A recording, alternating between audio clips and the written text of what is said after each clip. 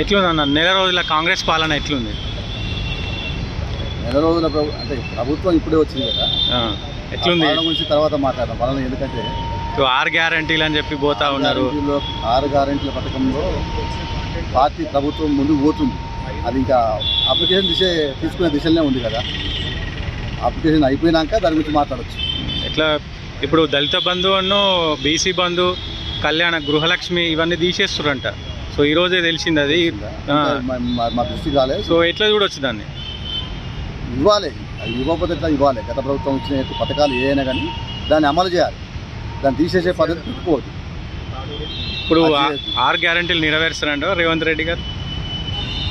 చూద్దాం, వేచి చూద్దాం. 1 మంత్ కూడా కాలేదు కదా, వేచి చూద్దాం.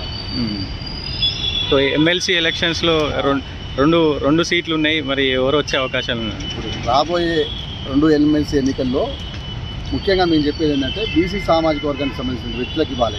అందులో ఎంబీసీ కులాలకు ఇవ్వాలనేదే మరి ప్రధానమైన డిమాండ్.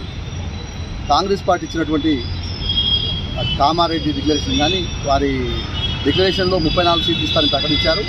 ఆ 34 సీట్లలో ఇచ్చింది 22 సీట్లు ఇచ్చారు. అంటే గెలుపు గురాల ప్రాతిపదికన ఇవ్వలేకపోయారు.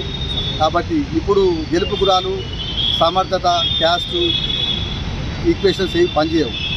వాళ్ళు ఎవరికి ఇచ్చినా గెలిచే అవకాశం ఉంది. కాబట్టి బీసీలలో అత్యంత వెనుకబడిన కులాలు, చట్టసభలకు అవకాశం లేనటువంటి కులాలు, గతంలో దగ్గరకు వచ్చినటువంటి కులాలు సీట్లు ఎగవేత చేసి వాళ్ళకి ఇవ్వలేని ఉన్నటువంటి కులాలను తీసుకొచ్చి వాళ్లకు చట్టసభల్లో, శాసనమండలిలో అవకాశం కల్పించాలనేది వాళ్ళ ప్రధానమైన డిమాండ్. సబ్స్క్రైబ్ చేయండి, లైక్ చేయండి, షేర్ చేయండి. మా లేటెస్ట్ అప్డేట్స్ కోసం పక్కనే ఉన్న బెల్ ఐకాన్ని క్లిక్ చేయండి.